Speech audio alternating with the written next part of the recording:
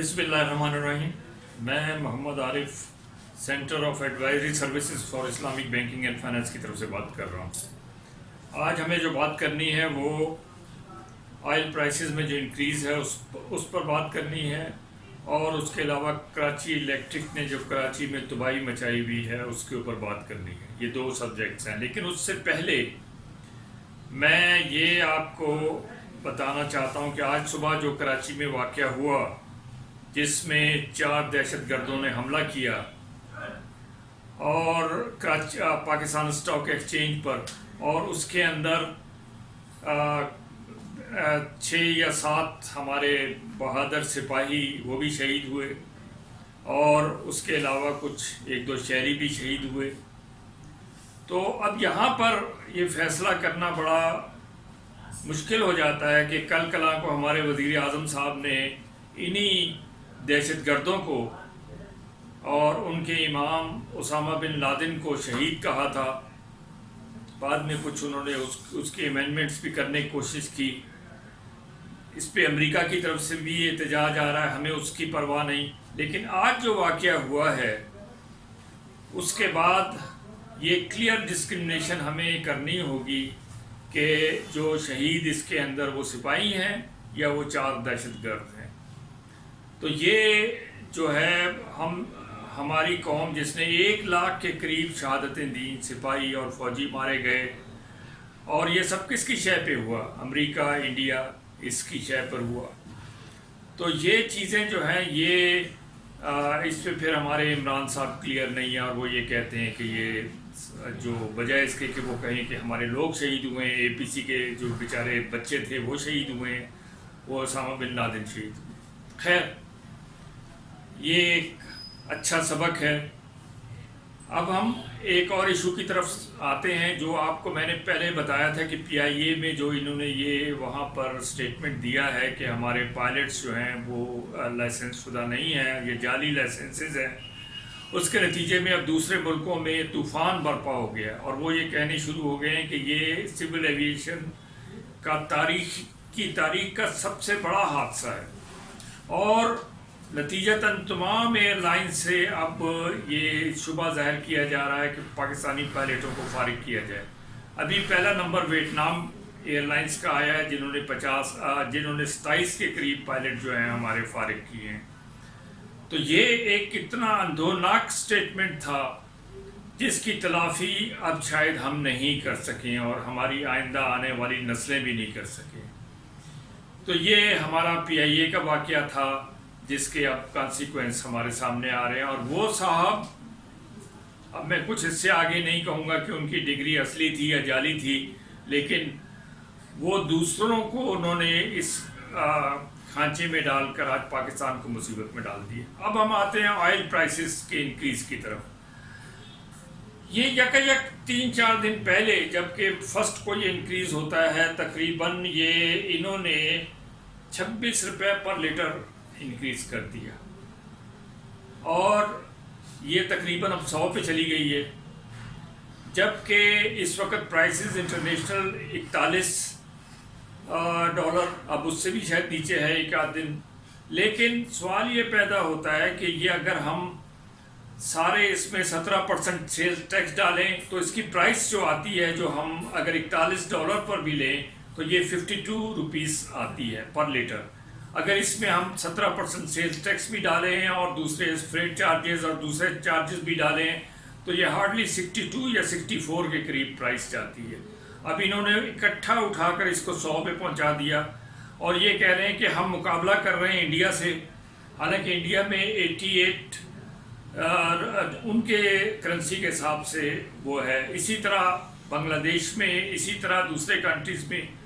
सवाल ये पैदा होता है कि आप क्या यानी प्राइसेस बढ़ाने में आप कंट्रीज़ का मुकाबला कर रहे हैं या अवाम को देख रहे हैं? अगर आप कंट्रीज़ का मुकाबला कर रहे हैं तो फिर और चीज़ों में भी करें। जहाँ बांग्लादेश जो है आज उसका GDP प्लस में है, हमारा -5 में है, और हमारा जो है यानी इसी तरह चाइना जो है उसका +1 में है GDP, हमारा -5 में है, और यूरोपियन कंट्रीज़ और उनका -10 पर चला गया है। تو یہ جو انکریز ہے، اب آپ اندازہ کریں کہ ہم جو منگاتے ہیں تیل، ہمارا سب سے زیادہ امپورٹ اس میں ہوتی ہے، اور وہ امپورٹ تقریباً $3 بلین کے قریب ہم کوارٹرلی اگر ہم لیں تو وہ ہوتا ہے. اور یہ ہمارا جو پر ڈے کنزمپشن ہے وہ پر ڈے جو ہے 372,800 یعنی اس کا بلین ہمارا پر ڈے کنزمپشن ہے.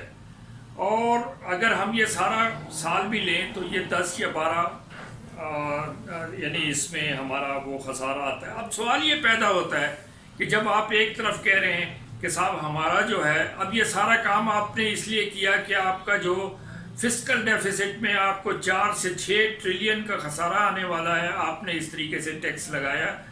اس میں تو آپ نے ٹیکس نہیں لگایا، لیکن یہاں سے آپ نے ٹیکس لگا دیا.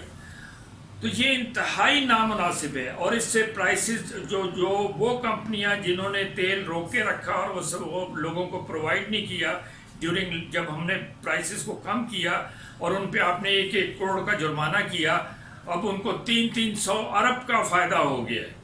تو یہ سارے مافیاز جو ہیں یہ کیا PMLN میں بیٹھے ہیں، یا اس میں پیپل پارٹی میں بیٹھے ہیں، یا خود حکومت میں بیٹھے ہیں؟ یہ تو حکومت کو فیصلہ کرنا ہوگا اور لوگوں کو فیصلہ کرنا ہوگا. اب اس پر کوئی وہ نہیں ہے کہ آپ وہاں مراد صاحب کو کھڑا کر دیں اور وہ گالیاں نکالنا شروع کر دیں اور کہیں کہ ہمارا کوئی کچھ نہیں بگاڑ سکتا. ٹھیک ہے، آپ نے جو پاکستان کا حال کیا ہے اس کے بعد آپ کا کوئی کیا بگاڑے گا؟ جو بگڑنا تھا وہ تو پاکستان کا بگڑ گیا. اب ہم آتے ہیں کراچی الیکٹرک کی طرف. کراچی الیکٹرک، کراچی میں اگر آپ آئیں تو تقریباً 22 ملین کی پاپولیشن ہے، اور اس کے تقریباً 2.5 یعنی تقریباً کوئی 25 لاکھ کے قریب اس کے کسٹمرز ہیں، اور 10,000 اس کے امپلائیز ہیں کراچی الیکٹرک کے. اچھا، ابھی یہ جو کراچی الیکٹرک ہے یہ آج سے نہیں بنی، 1913 میں یہ قائم ہوئی تھی، اور 1952 میں گورنمنٹ نے اس کو ٹیک اوور کیا تھا. 2005 میں یہ اس کو پرائیویٹائز کیا گیا. 2007 میں ابراج گروپ نے اس کے 66% اس کے شیئر لیے. اب ان کو کرنا کیا تھا ابراج کو، جو ان کے حوالے کیا گیا تھا؟ اس میں جو ہمارا کراچی الیکٹرک ہے یہ واحد ہے دنیا میں جس کے پاس جنریشن کی وہ یعنی جنریشن کا بھی اس پر اختیار ہے، اور پھر ٹرانسمیشن کا بھی اس کو اختیار ہے، اور ڈسٹریبیوشن کا بھی اس کو اختیار ہے. جبکہ UK، USA اور کہیں پر یہ اکٹھے جو فیچرز ہیں وہ اکٹھے نہیں ہوتے. تو اب یہ ہے کہ اس کا ابراج کے جو آپ کو یاد ہوگا عارف نقوی صاحب اس کے چیئرمین تھے پہلے، آج کل وہ UK میں قید ہیں. کیوں؟ ان کو تقریباً 10 یعنی ملین اس کے پاؤنڈ کے اگینسٹ بانڈ بھر کے ان کو وہاں رکھا ہے، کیونکہ انہوں نے 345 ملین کا فراڈ کیا تھا UAE میں جہاں پر اس کا ہیڈ کوارٹر تھا، اور USA میں ایون بل گیٹس جیسے لوگوں کو اس نے لوٹا تھا. اور وہاں اس کے وارنٹس جو ہیں وہ نکلے ہوئے ہیں from USA، from UAE، both countries. But he is now staying at UK. اب سوال یہ پیدا ہوتا ہے کہ یہی صاحب عارف نقوی صاحب، انہوں نے 2013 میں یہ عمران صاحب کے بڑے کلوز فرینڈ تھے، اور 2013 کا جو الیکشن تھا 2/3 انہوں نے فائنینسنگ کی تھی. اس کے علاوہ کیونکہ یہ تو وہ آدمی ہیں جو کہ ہر طرف لوٹ مار میں لگے ہوئے تھے، تو انہوں نے جب 2016 کے اندر اس کو دیا تو اس نے تقریباً $20 ملین جو ہیں یہ نواز شریف کو بھی پیش کیے. تو ان کا مطلب ہے کہ یہ گورنمنٹ ٹو گورنمنٹ یہ نہیں دیکھتے. دوستی اس کی ٹھیک ہے عمران سے ہے، لیکن جس کی حکومت ہوگی یہ اس کا دوست ہے.